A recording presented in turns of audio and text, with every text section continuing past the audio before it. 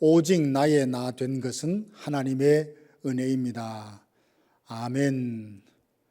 오늘 하루 하나님께서 우리의 목자가 되셔서 푸른 초장 쉴만한 물가로 인도해 주시는 귀한 은혜를 누리시기를 주님의 이름으로 축복합니다. 이 시간 다 함께 사도신경으로 우리의 신앙을 고백합니다. 나는 전능하신 아버지 하나님 천지의 창조주를 믿습니다. 나는 그의 유일하신 아들 우리 주 예수 그리스도를 믿습니다. 그는 성령으로 잉태되어 동정녀 마리아에게서 나시고 본디오 빌라도에게 고난을 받아 십자가에 못 박혀 죽으시고 장사된 지 사흘 만에 죽은 자 가운데서 다시 살아나셨으며 하늘에 오르시어 전능하신 아버지 하나님 우편에 앉아 계시다가 거기로부터 살아있는 자와 죽은 자를 심판하러 오십니다.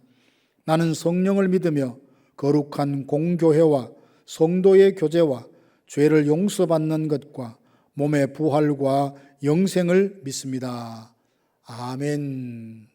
하나님의 말씀은 요한복음 8장 3절에서 11절 말씀입니다.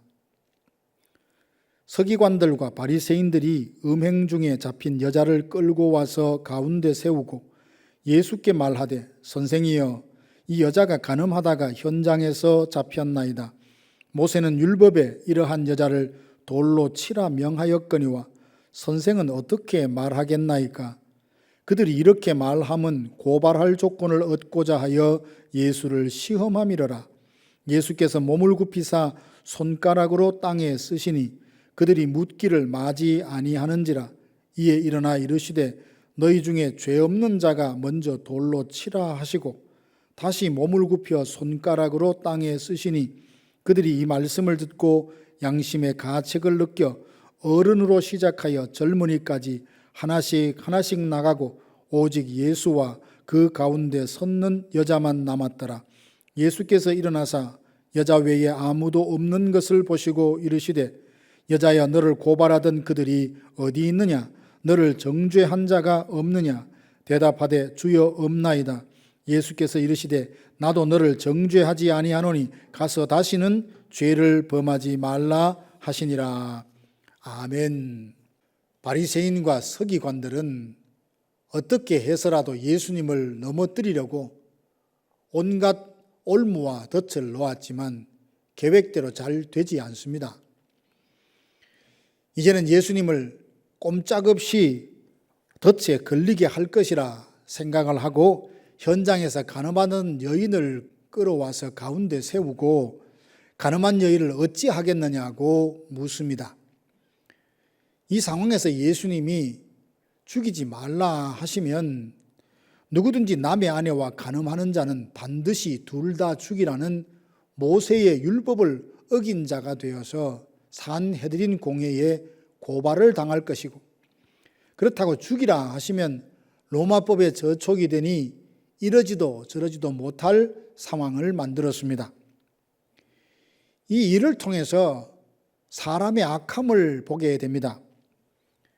바리새인과 서기관들은 스스로 하나님 자리에 서서 판단하고 정죄하는 죄를 짓고 있습니다. 입법자와 재판관은 오직 하나님 한 분뿐이거늘 바리새인과 서기관들은 스스로 재판관이 되어서 사람을 판단하고 정죄합니다. 지금도 바리새인과 서기관들처럼 자기의 경험과 상식, 생활 방식을 기준으로 다른 사람을 정죄하고 돌을 던지려는 사람들이 있습니다. 누군가를 정죄하고 판단하는 순간 스스로를 의롭다고 여기는 교만에 빠질 수 있습니다. 모든 사람이 죄를 범하여 하나님의 영광에 이르지 못하게 되었으니 의인은 하나도 없습니다. 그런데 누가 누구를 정죄한단 말입니까? 바리새인과 서기관들처럼 남을 정죄하고 판단하는 죄에 빠지지 않도록 늘 겸손하게 자기를 살필 수 있어야 합니다. 그리고 예수님을 시험하여 올무에 빠뜨리려고 하는 바리새인과 서기관들의 죄를 봅니다. 가늠한 여인을 끌어다가 어떻게 할지 묻는 것은 하나님의 뜻을 알고자 하려는 것이 아닙니다. 예수님을 고발할 빌미를 찾고자 함이었습니다. 하나님의 말씀이 때로 이해가 되지 않아 질문을 갖는 것은 나쁜 것이 아닙니다. 예수님께서 씨 뿌리는 비유를 말씀하실 때 제자들은 도무지 그 뜻을 헤아리지 못해서 주님이 혼자 계실 때에 가서 물었습니다. 그때 예수님은 자세히 가르쳐 주시며 우리의 마음이 좋은 땅과 같이 되어서 하나님의 말씀을 듣고 인내로 지켜서 결실하여 30배, 60배, 100배의 열매를 맺으라 하십니다. 그런데 바리새인과 서기관들은 뭘 잘 몰라서 질문하는 것이 아니라 예수님으로 하여금 올무와 덫에 빠뜨리려고 질문하고 있습니다.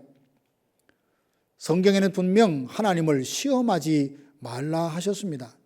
하나님을 시험한다는 것은 하나님의 선한 의도를 믿지 않겠다는 것과 같습니다.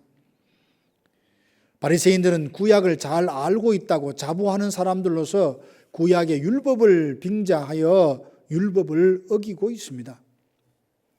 그런가 하면 악한 일에 적극적으로 동참하는 사람들도 있습니다. 바리새인들의 말에 선동이 되어 젊은이나 어른들이 하나같이 손에 돌을 들고 여인을 향해 분노하고 있는 모습을 생각해 보십시오. 자신들이 마치 율법의 수호자가 된 듯 사회 정의를 세운다며 분노하고 있는 그들의 모습을 쉽게 상상할 수 있습니다.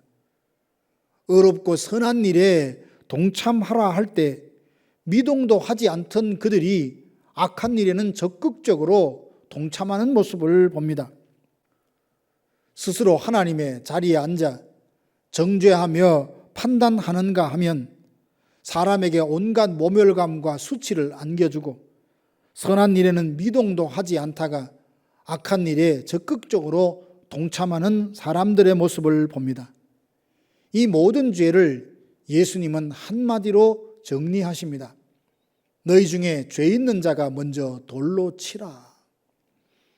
이 말씀을 들은 사람들은 양심의 찔림을 받아 손에 든 돌을 내려놓고 하나씩 그 자리를 떠났습니다. 결국 사람들은 자신의 상태가 어떠한지 몰랐기에 누군가를 정죄하고 돌로 치려 했던 겁니다. 우리들도 자신의 모습을 모르고 있다면 손에 돌을 들고 누군가를 향하여 정죄하려 할 것입니다. 혹시 누군가를 향해 정죄받아야 한다며 손에 돌을 들고 일그러진 얼굴로 그를 향해 보고 있지 않습니까? 자신이 어떤 모습인지 알게 된다면 누군가를 향해 돌을 던지지 못할 것입니다. 예수님께서 우리의 죄를 십자가로 용서하시고 누군가를 향하여 정죄하며 돌을 들라 하지 않으시고 용서하고 사랑하라 하십니다. 예수님 말씀대로 손에 든 돌을 내려놓고 마음 중심으로 사랑하리라, 용서하리라 다짐하는 우리 성도들이 되시기를 바랍니다. 모두가 떠나고 아무도 없을 때 예수님은 여인에게 말씀하십니다. 나도 너를 정죄하지 아니하노니 가서 다시는 죄를 범하지 말라. 예수님은 여인의 행동이 죄가 아니라고 말씀하신 것이 아닙니다. 그녀의 죄를 용서하시고 이제부터 과거의 부끄러운 죄에 사로잡혀 죄책감에 붙들려 살지 말고 새롭게 출발하라고 말씀하시는 겁니다. 사랑하는 성도 여러분, 혹시 누군가를 향해 정죄하며 비판하는 것이 당연하다며 손에 돌을 들고 있지 않습니까? 누군가를 향하여 정죄하고 손에 돌을 들고 있다면 우리 스스로는 미움과 분노에 사로잡혀서 스스로를 망치고 있는 것입니다.